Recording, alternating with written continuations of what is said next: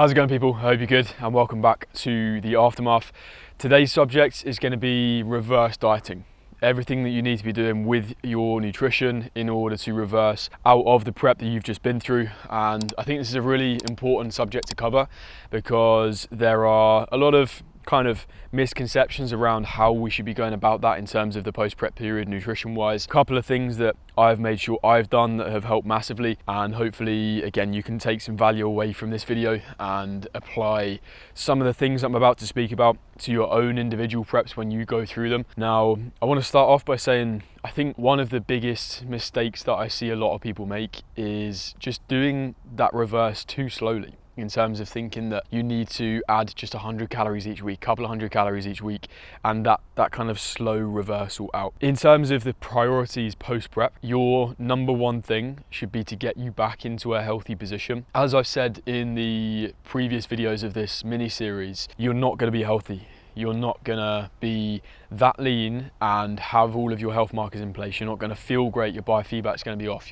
Your training performance is gonna be off. Your sex drive is gonna be off. All of those things are in a bad position. You are only going to prolong the period of time in which you sit in that negative position if you reverse diet out slowly with that traditional approach of adding a very small amount of food on a week-to-week basis. So what I would recommend to the majority of you, what I usually recommend to clients, and what I've done with myself, is pushed food straight back up to at least maintenance, if not slightly above. Now, there is a definite need to put on body weight fairly quickly post-prep. So being within a surplus within those few weeks is going to be beneficial. Putting on some body fat, putting on some body weight, and actually seeing that reversal in terms of your condition is what we need to do. As much of a challenge that is mentally, physiologically that's what we need. We know that the majority of the kind of health implications and the kind of biofeedback implications are coming from you being within that condition, so you need to get out. In terms of how much to push up, you should have a baseline understanding of where your maintenance was at prior to going into the prep. But we have to consider that your maintenance is likely a little bit lower than that now because your general basal metabolic rate will be lower, down to the fact that you are much lighter in terms of your body weight and you're essentially going to be burning less calories at rest. So that's going to adjust slightly, not too much though. So don't be afraid to push up massively. Now, to give you context, to give you perspective in terms of what we've done here, initially throughout that first couple of weeks, few weeks, I don't know what my calories were, because I ate to hunger, I ate intuitively. I monitored my body weight, I monitored my condition throughout those weeks and made sure that we still had some level of grasp and control over the rate of gain, because it's quite easy to let yourself rebound. We see it time and time again in bodybuilding and after diets. You see that rebound after. You see that very fast rate of gain, which is not what we want to see here. There needs to be some level of kind of control around it if you want to reverse out as best as possible in order to lead you into that next phase as efficiently as you can. But I had 2 to 3 weeks off of tracking. I gained about 1 kilo per week for the initial 3 weeks.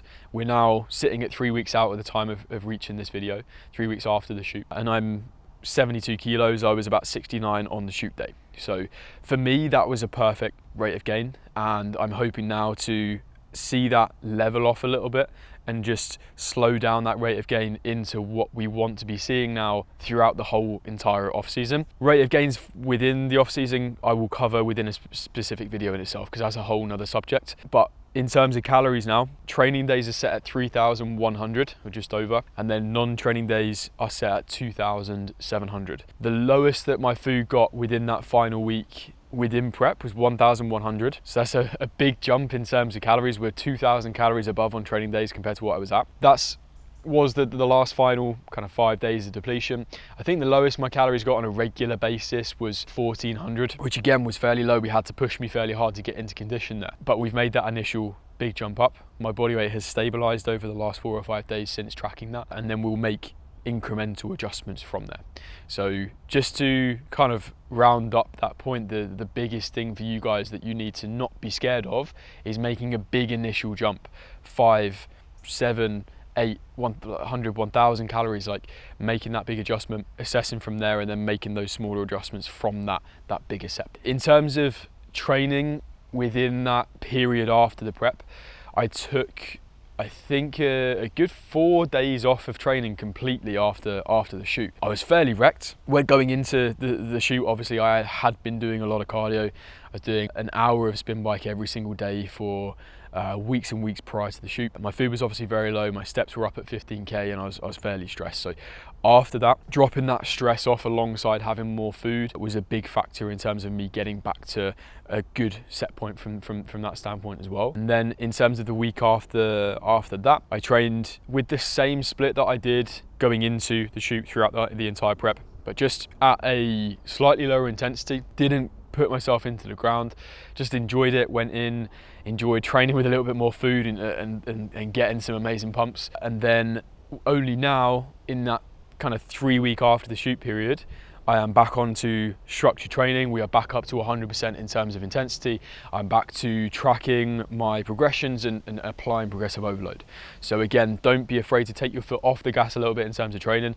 Post show or post shoot, realize that you need to allow the body to recover and de-stress slightly before you then start transitioning into that longer term goal of putting on muscle tissue again. And then a final thing that you can do to just assess where you are, and most things should go back to normal fairly soon after the dieting phase in terms of health. But one thing that I've done is booked a blood test at about the kind of 4 weeks after mark, just to see how I'm getting on, to see whether my testosterone has got back up to where it needs to be within that natural range, because obviously within the diet it would have been fairly tanked, and just to assess where everything else is as well, really. But that's almost just a confirmation of the work that I know I've already done, but it's nice to know. And I wish I had have done bloods like directly after the shoot, just to see how low things were. I probably wouldn't have wanted to see it, but it would have been a cool thing to do. So maybe I'll do that next prep. Talking about that, the next episode is going to be speaking about